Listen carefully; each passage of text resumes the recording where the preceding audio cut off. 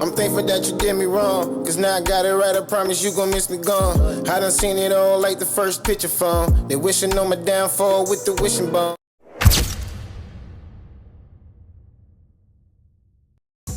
Now, unless you was on Cloud 10, under a rock, how you heard the motherfucking word? What's good, y'all? It's yours truly. Once again, Heartbreak Ace. If you're familiar with my content or not, hit that like, comment, subscribe so the algorithm can get you breaking content every time I upload.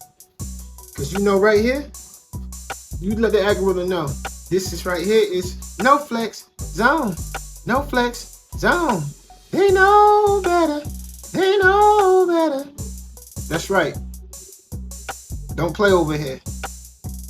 Make sure you give these people my videos, algorithm, or we got a problem. And you know that. Fuck up. Nah. Y'all know the algorithm get me tight. But nah, topic of discussion while we here. Now, if you're familiar with my channel, then you already saw the previous video when Mike Knox, which is basically a goon of 50 Cent, my GOAT, where he apologizes to Meek Mill's goon and Meek Mill, basically. And when we watched the video, his shirt and everything looked mangy and all broke down, like somebody roughed him up. Basically, it looked like they punked him into apologizing. Well, he wasn't feeling that. So much so, yeah, he had to respond. Like a 10-minute response. You ain't know? Let's spin the block. Today is a new day.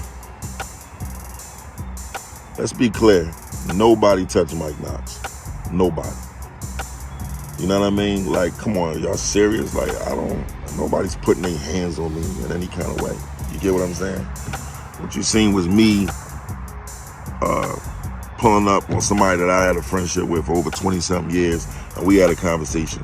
And we was out there talking for an hour and some change in 90-degree weather, where I took my shirt and wiped it on my face, and just going back and forth. Like, we going back and forth with each other about what we agree, what we don't agree about, and that's that. At the end of the day, you know, I apologized. I wanted to apologize.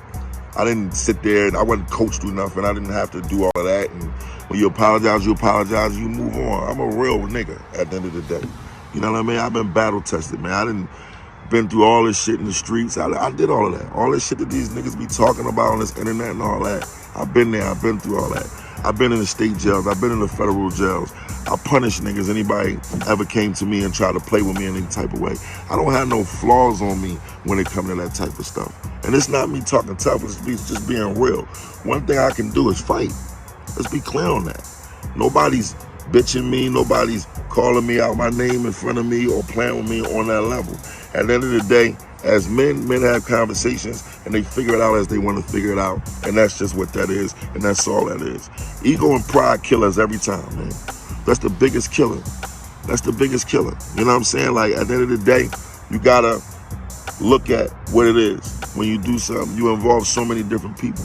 I'm suppressing this situation in so many ways because it's so easy for a person to look and say, yo, we gonna do this, or y'all wanna do that. At the end of the day, my nigga, listen, we all got families, man. Like, I'm somebody's father at the end of the day. And don't get me wrong, I've been in this industry and done wild shit, but guess what? There's an old Mike Knox and there's a new Mike Knox. I fight the old Mike Knox every day. I've been through a lot of shit in my life. But just in this one last year, I lost both my grandmothers. I lost my aunt, I lost my uncle, and I lost 3 homies that I looked at like brothers. All in 1 year within 6 months. Yeah, people have moments. But see, the internet is so much about showing off and making everybody think people got so much money and they ain't living a regular life that y'all don't understand what it is to go through real shit. Because y'all hiding it. You know, a lot of people are being on the internet talking big willy, they get money and all this, but they going to work when they get off. They got to be to work or lose their job and can't pay their bills. But people so afraid to be who they truly really are that they hiding who they are. I don't want to be the person that hide who I am. So if it's like, it's just crazy to me. You can't be a normal person in this shit, on this internet shit. You can't normalize shit. This made me understand I want to normalize who I am. I see the memes, like the little memes and all that they doing. Funny, cool, whatever. I mean, you know, if that's what you got to do to get your money or get your attention, fine. That's cool. I mean, this is what come with it. You can't throw punches and not expect to get punched back. That's just what it is. But what I'm going to do is get to the money at the end of the day. Because what I'm not going to do is crash out because the internet feels do that. A lot of people can't say they ain't a rat. A lot of people can't say that, you know, they can go anywhere they want and they can get love anywhere they want. There's a lot of people that love me and there's people that hate me. But guess what? I can't do nothing about that. Only thing I can do is focus on what I'm going to do moving forward to take care of me and my loved ones. These are the people that I'm concerned about. These are the people that I'm trying to impress. These are the people that, you know, I want to make proud and make happy. You know what I'm saying? All that other shit, I don't care nothing about that.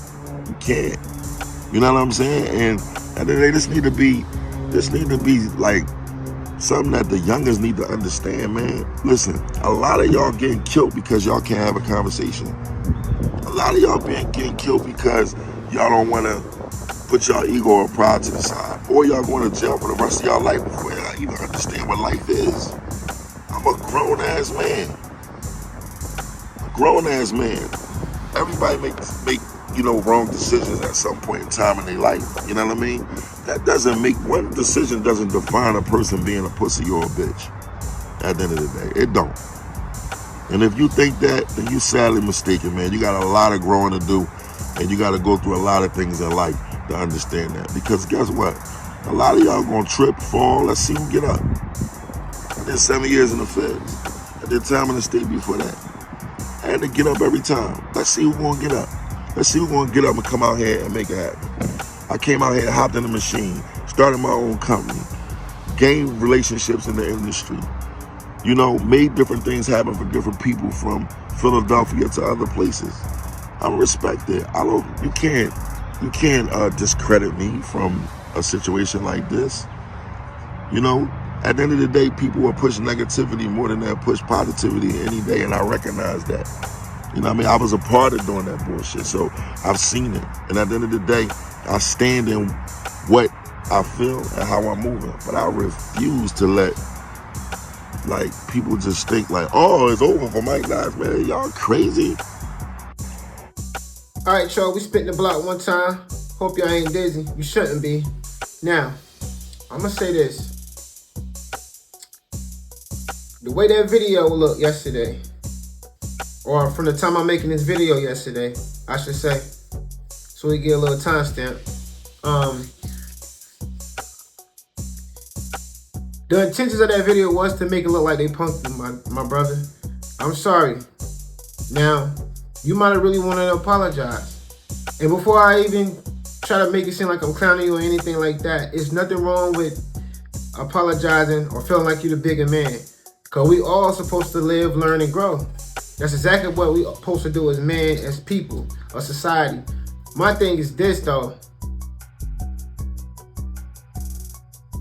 It was just last month, a few weeks ago, you made a whole diss record about Meek Mill called Meek. Not only that, he was talking shit. He was trading shots. Like he was really about that. And you might be about that life. You gotta be to be hanging around 50 Cent or being a goon for 50 Cent. You gotta be about that life. However, you do know they don't make one gangster and that's where it ends. You might be about that life, somebody else about that life too. And it looked like that, who it was, you met your match. Because you was popping on that gangster shit until you had that conversation with this guy, yo. This wasn't no planned meetup. Y'all butting into each other. And then you say they didn't make you say this or say that, but in the video, that's exactly how you try to make it look. The nigga really was sitting there like, you said this about that, you got on the hate train, and you was like, yeah, yes, sir, master, I got on the hate train. Nigga, what the fuck? Come on, bro. And I respect the shit you said, bro, but that should have been said before you even did all the shit you did with Meek Mill a few weeks ago. You became this holy or God changed man a few weeks later. That nigga scared the gangster out of your ass. That's what it looked like. That nigga, you might well go. I don't know the nigga name. You might well call him Debo. Debo from Dream Chasers. That nigga scared the dead gangster out of this nigga. Come on, Mike Knox. And I ain't promoting violence. I'm just saying, if you ain't felt no way about it and you didn't care what people said about it, then why did you make a response video? And then you made it a whole 24 hours or more later. You been saw online from the jump. They were clowning you all day with it. Why you ain't make one that night? Why you ain't go live that night? You waited a whole day to get your story exactly how you wanted it. That's my problem with this. It's almost like the 6ix9ine scenario. It's almost like you pretending to be gangster. And I know that can't be the case. You really put that down in the streets. And you probably can fight all that shit too. But I guess you know that nigga you knew for 27 years, he can fight too. Cause believe the purpose of that video from on their end was to make you look like a punk, bro. Regardless of whatever you saying to everybody else online right now. Speak positive shit, that's cool, bro, but he was trying to punk you. Let's be honest about it.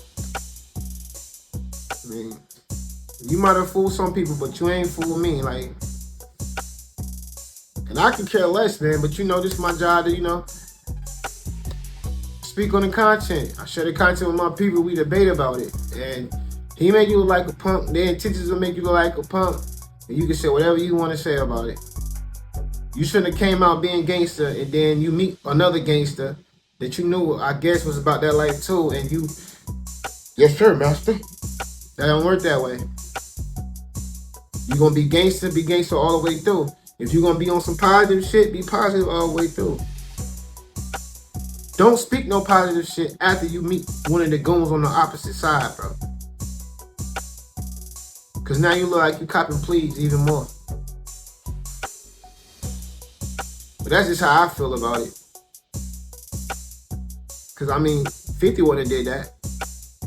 You wouldn't even call a video of 50 even doing that. And if he was gonna apologize, he would have really been that. But it wouldn't have been like that. It probably would have been a meet and greet or some shit where niggas sitting down like some bosses. You can say you're wiping your shirt, whatever, my nigga. You just ate some greasy ass chicken. That's what it looked like. The bottom of your shirt, like a big ass bowl of chicken was just sitting in your lap. And that nigga just walked out of nowhere. When you put the drumstick in your shit, that nigga spooked you and you just dropped the whole fucking bucket of chicken. Just all of it just flipped over in your damn lap. That's what the bottom of your shirt looked like, nigga. And this shit all wrinkly and broken down, like you got a humpback. And you said you ain't getting in the fight, you was just wiping your shirt because it was hot. He must didn't get hot. He must got that special kind of blood, because that other nigga, shit, he was sitting there like he was fucking Devo and shit. Say, Nick. Well, that's all I got for y'all, man. I don't know. Leave a comment down below. Let me know how y'all feel about it, man. As always, love each other. Till next time, this Heartbreak.